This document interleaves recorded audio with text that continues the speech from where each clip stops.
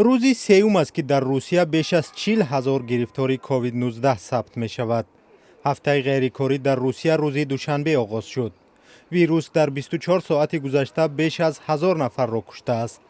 مقامات تلاش دارند با اعلان تعطیل در کارخانه ها و دیگر محدودیت ها در کشور پیش راه پهنشوی ویروس را بگیرند.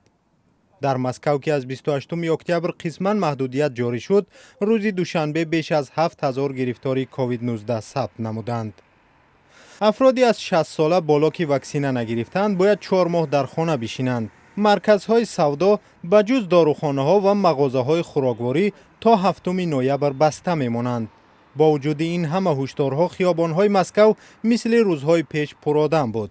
بسیاری از راهگذران به خبرگزاری رویترز گفتند که در گمان است محدودیت‌ها باعث کاهش بیماری شود.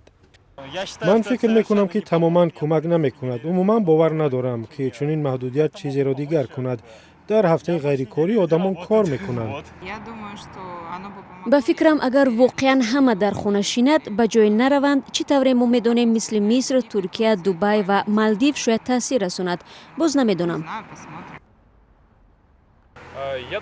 فکر میکنم که اعلان محدودیت کار میدهد، چون دیدم که بسیاری از آدمان نمیخوان واکسینه بگیرند. باور دارم که آدمان در نهایت واکسینه میگیرند، چون در مترو کسی نقاب ندارد.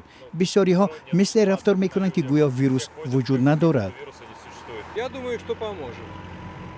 من فکر میکنم که کار میدهد. چی خیل برای چی؟ حکومتداران غم صحتی مردم را میخورند. باید از این تصمیم پشتیبانی کرد. من فکر میکنم که این کاری درست است.